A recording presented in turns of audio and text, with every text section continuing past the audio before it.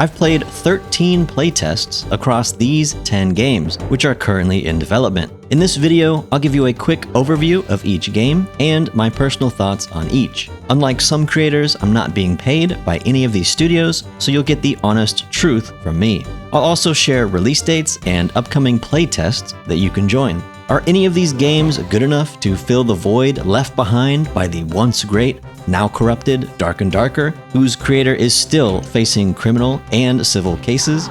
Watch this and find out. Brothers and sisters, sorry for the lack of uploads. First, I really lost my motivation and faith in YouTube, since they proved they can't stop botting or fake engagement on their own platform. Also, my last video was taken down where I explained the illegal conflict of interest by Iron Mace's former head of marketing, and the illegal lack of disclosure from his streamers, and how I exposed Dark and Darker's biggest cheating creator. But apparently, showing the face of that cheater was a privacy breach on YouTube. You know, even though he used his own face for his public profile pictures on multiple accounts and streamed himself playing on Tarkov. But anyways, YouTube hasn't been worth my time, and now you know why. Maybe one of these games in the video will bring me back. Our first game is The Midnight Walkers. This game has potential, which is definitely not something I will say for every game in this video. It's a hardcore first-person zombie survival extraction game with both PvPvE and PvE game modes planned. It feels a bit like Dead Island if it were an extraction game, although not quite as polished yet. The game takes place in a mega mall complex. Currently, we have access to 16 floors, which translates to 2 different maps containing 8 floors each. But over 30 floors are planned.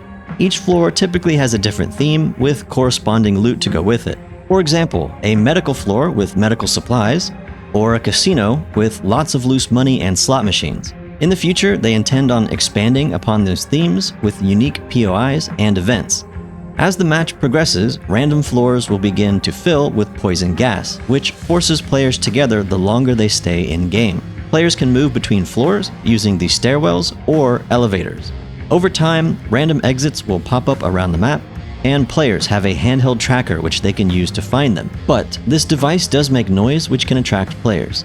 Overall, I'm happy with their level design, and I'm glad they don't use lazy circle mechanics to force players together. For the combat and movement mechanics, I have mixed feelings about its current state, but it is improving with every playtest. For PvE, hitting zombies feels good, the staggering feels great, but there's a lack of dodging or blocking mechanics, and zombies have limited attack patterns. PvP in prior playtests lacked some depth of skill and felt more like stat checking. Weapons have less reach than you would think they should have, especially the two-handed weapons. But again, I just want to say they've been improving these issues with every playtest.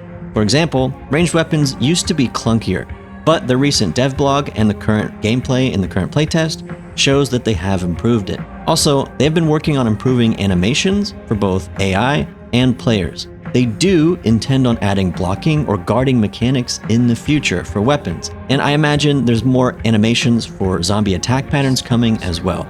So yes, these devs are cooking in the right direction. The move speed on characters feels okay, but high move speed seems a bit too strong, just like in Dark and Darker.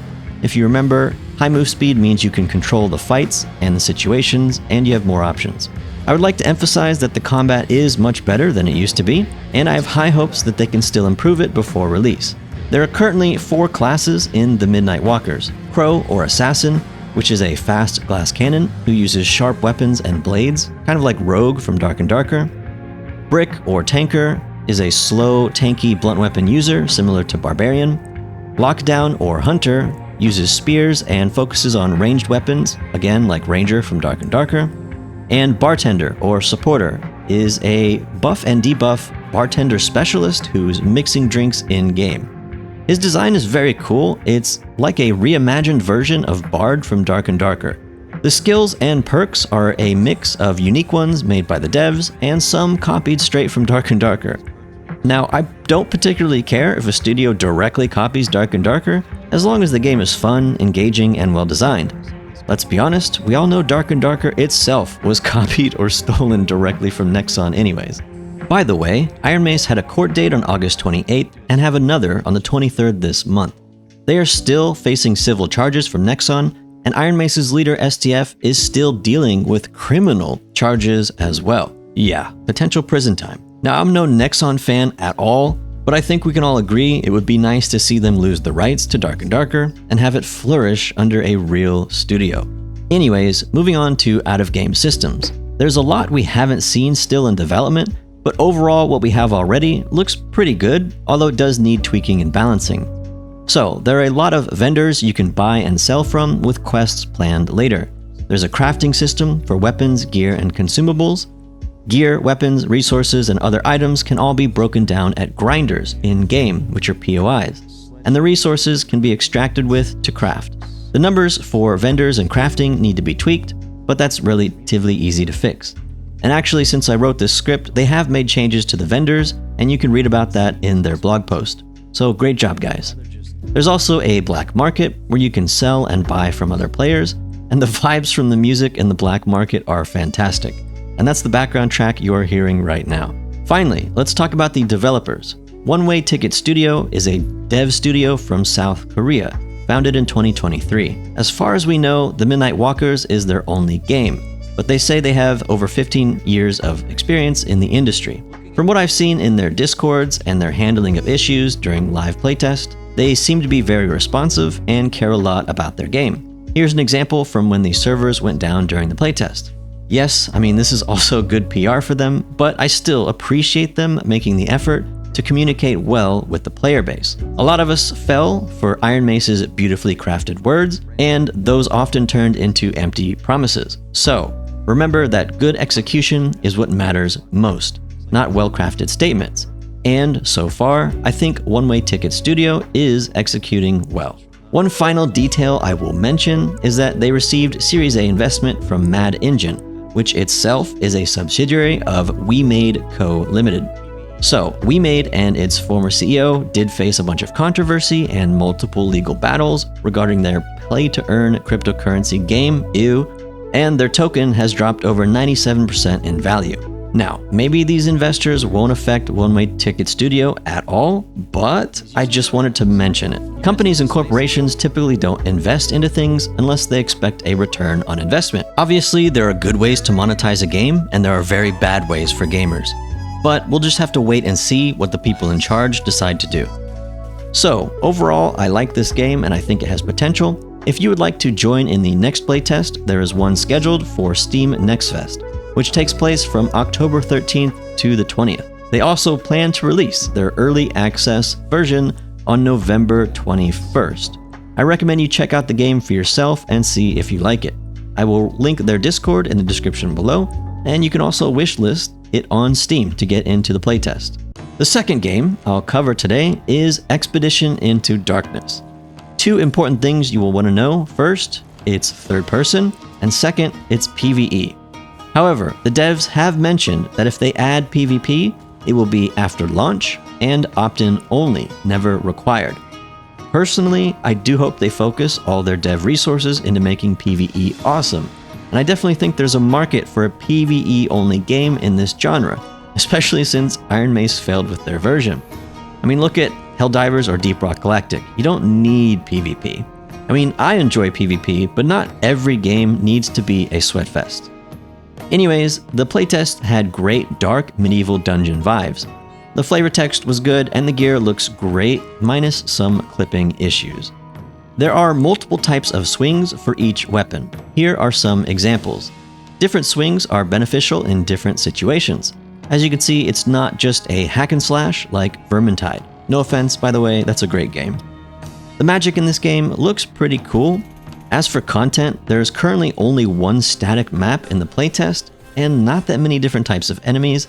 It's pretty bare bones, but since I wrote this script, they have partially released content from their next playtest. Currently it's only open to early explorers, but it does have a new map and new enemies. It's very early, so I'm not going to critique it quite yet, since it's work in progress.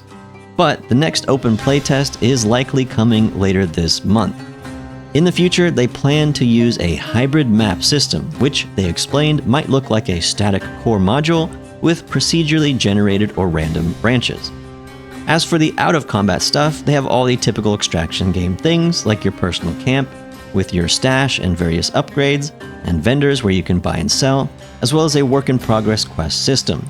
And I believe they're going through a major UI overhaul now or soon, which is great, because I do think it desperately needs it. The playtest had a lot of placeholder UI, and even in this new one, it's still not very user-friendly. There are elements of a weapon crafting system where you can use various metals, handles, shafts, and crossguards, and so on to craft weapons with various stats depending on what you use. This is something cool and unique as far as this melee extraction game genre is concerned. The dev team started as a 3-man, non-funded startup in Sweden, but they recently expanded to add 6 more people to their team and have a new Stockholm office. Looks like they are looking for investors now, but I have high hopes for this small studio and their game. Again, I'll link their Discord in the description below, and make sure to check out the Next Fest playtest, or whatever it comes this month. The next game is Shadows of Chroma Tower. Now, if the art style or dark lighting turns you off to this game, like many complained in my stream chat, I totally understand, and I share some of your feelings. But I ask you to look a little deeper at the core gameplay and systems, because for me, Chroma Tower was able to scratch some of that dark and darker first-person melee extraction game itch that I had, and I did put over 35 hours into it. The game has a multitude of interesting features planned or currently in development, but let's start with the existing classes. Currently, there are 4 difficulties to play on, of course with better rewards as you go up, and 4 classes, with another class expected before launch. Warrior is like a fighter from Dark and Darker, with access to weapons whose swing patterns you might recognize, like a falchion and an arming sword, which, by the way, feel great. The Hunter is a ranged weapon user, the Weaver is an AoE-focused mage, and the Invoker is a frontline buffer and debuffer who uses flails. Interesting. These classes come with their unique skills, and also they have multiple perks planned for them in the future, along with subclasses to further diversify each class. Awesome. They already have merchants and are planning quests. There are also professions planned for characters, including Forge Master, Cooking, Alchemy, Miner, Herbalist, and Survivalist. The Forge Master profession is already mostly complete, and he can break down gear and weapons into materials, craft them, enchant, and reforge. So yes, there is a socketing system with runes for gear and weapons. You can put them with different stats into your gear and weapons and backpacks. They are working on skill trees and will probably accomplish them before Dark and Darker. Currently though, they already have a work in progress elixir and looting upgrade banner system, or basically mini skill trees that are open to all classes. So the looting side has various choices to improve your looting and dungeon traversing, while the elixir side has upgrades for your elixir, which you can think of like a Dark Souls Estus flask that every player has. Personally, I like it better than the consumable spam in Dark and Darker. It makes it more strategic and interesting to upgrade it.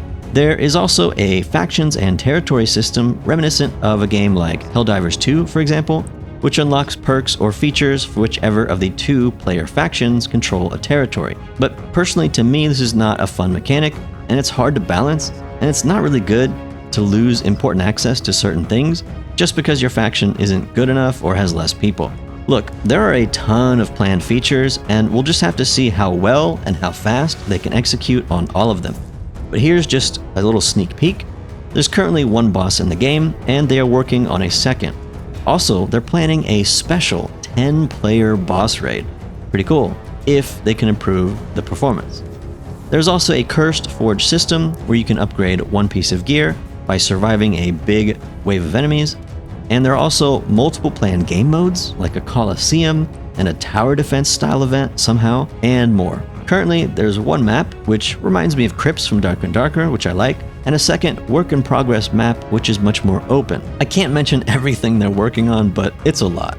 The dev team is from Brazil and has been making PC and mobile games for about 8 years. Their dev who interacts with the public the most is Leo Ferraz, and he's fantastic. He seems to wear many hats at the company, and yet is still incredibly active on the Discord. He shares a lot of insights into their devs' thinking and designing, and has a good sense of humor, things which many corporations and their game devs don't seem to have these days. Yes, this game is currently PvE only, But they want to add indirect PvP game modes, somewhat like Hero Line Wars from Warcraft 3 or something similar. And if that goes well, they are talking about bringing back the full-on PvPvE dungeons. Personally, I'm not sure if PvP would be remotely balanced, just based on the past 3 playtests that I've been in, and I hope they focus on making the game's main systems and features and core gameplay loop better and more polished before putting any dev resources into the PvP, direct or indirect. They have plenty of promised features and work to do already. Again, I think the PvE melee extraction niche is just ripe for the taking. Real quick on the art style and visuals, I would just suggest the devs try lightening up the game, even if it's just a test for one playtest or even one day.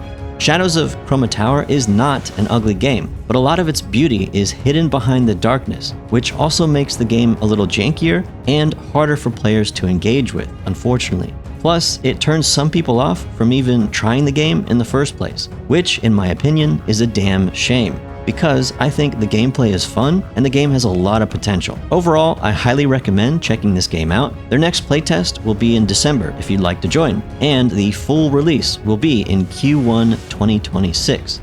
Although I'll be surprised if that means a full 1.0 version instead of early access, but we'll have to see. Again, their Discord is in the description below. Next, let's briefly cover Legacy Steel and Sorcery. This game is actually already out and is in Season 2, but you can see they are failing to attract and retain players. On paper, this game was promising. A CEO who was a former WoW developer, and they are partially being funded and marketed by 2 massive streamers with huge audiences, Asmongold and SFan. So why has it largely failed? Well, I played my first playtest over 1 year ago, even before they released the alpha at Steam Next Fest. I saw a game with potential, but unfortunately I also saw many problems, and many of these still exist to this day. Many bugs, lack of polish, stability, lag, and or performance problems, class and gear balance issues, and bad game design choices. There are many examples, but here's just one. In this clip, I land a 3-person AoE stun. Okay, great. I charge a power attack to punish, but the enemy warrior uses his AoE stun while stunned. Was that a bug? Nope, I confirmed it was a design decision. It's just a lot of things like that that make you scratch your head and be like, what? Anyways, gameplay and design aside, I also didn't like their marketing or the ways they engaged with the public. Streamers were called VIPs, with roles and channels that were literally called VIP. Now, as a rule of thumb, I believe great games will naturally draw streamers and content creators. However, bad or mediocre games will have to entice streamers to play their game, with perks, money, status, Steam gift cards, or whatever. Dungeonborn? For example, does Arc Raiders need to ask for partnerships or engagement for creators? No. Gamers are rapidly and eagerly lining up at their doors to play their game, even despite their awful marketing failure at Summer Games Fest, falsely hyping up the players for just another trailer release. Speaking of, an example of Notorious Studios' Iron Mace-like communication is how they shared this screenshot of how popular their game was at Next Fest last year, when in reality, if you look at the player count on various tracking websites like Steam Charts or SteamDB, you could see at the time it was only like 100-something players. To me, that just kind of felt like disingenuous to brag about. Anyways, I've spent enough time on this game. It had a lot of potential, but unfortunately the devs are just not able to create a good enough game to engage players well enough, and it's a shame. Another melee extraction game bites the dust. The next game is Hunger. This game is supposedly releasing in like 2 months, but we know very little about it. If you look at their Steam page, you can see the promised game features, all the typical things you'd expect in an extraction game. Their trailer is the only source of gameplay I can find, but it's like highly cut and chopped up and edited. The visuals feel decent, but the actual gameplay, from what I can tell, looks a bit mediocre. Their Steam news and website are very light on details and just give me like this corporate or marketing feeling. The Steam news blog is just pages and pages of flavor on some characters. I would expect to see them open up with real information later this month during Next Fest, but we'll just have to wait and see. I'm not expecting much more than a 7 out of 10 at best, based on my first impression watching the trailers, but I will continue to follow it and remain open-minded, and fully judge it once I play the game. Next, Mistfall Hunters. Now, it's not clear and I had to do some digging, but it does appear this Hong Kong studio might be ultimately owned by ByteDance, who runs TikTok. Anyways, it's a PvPvE third-person extraction game. I've been playing the recent playtest, but I became bored long before the end of the playtest, unfortunately. Visually, I think it looks pretty good, but it just plays like a mediocre, uninspired, corporate-y extraction game and Dark Souls-like clone. That's just my opinion. I mean, yes, it has all these standard extraction features you would expect, like vendors, quests, stash, and so on, in a Dark Souls-style main camp with NPCs, although they all feel forgettable to me. The enemies feel like I'm in a uninspired Dark Souls clone. The netcode and servers are still pretty hit or miss, and sometimes really game-breakingly buggy, but even when it's working, the PvP just isn't engaging enough for me past the initial honeymoon period. The in-game general chat was pretty racist every day I played, and the Discord was full of gamers complaining with each other every time I looked. I'm hearing multiple rumors of fake player bots in this game, which is a common trend in Chinese games, used to maximize engagement from real players, because you're killing what look to be real players, but they're actually bots, which keeps players engaged, right? But regardless if it's true or not, I think I'm going to steer clear of this game completely, unless they have massive changes. Next game, real fast, Dungeon Stalkers. Okay, I can't believe some creators were actually pushing this game. I mean, it's awful. Gameplay, monetization, hackers, alternate currencies, like just everything. In my opinion, if you're watching a trailer and the first character is wearing armor like this, then your red flag detectors should be going off. Now, I'm not saying every game that uses this type of character design is a bad game, but let's be honest, most of them will be. Your gameplay loop should entice players, not your character's bodies or addictive gambling mechanics. The Steam reviews are pretty bad, but I bet they still made money off this one. Who knows? Next game, Sword Eye. This game is made by mainly one dev, and it seems to me to be catering towards the type of players who are like top 2% Mordhau dual yard sweats. And those two factors alone mean that the player base, in my opinion, will be incredibly niche and limited in size. If it does become popular, I mean, good luck with the anti-cheat. Hackers are just, it's their world right now. So I don't want to diss this game too hard because it's mainly just one guy making it who seems like a good dude. But in my opinion, this one's not replacing Dark and Darker. Maybe it can become a niche indie success. Finally, we'll talk about two concept games which are being developed by two Dark and Darker creators.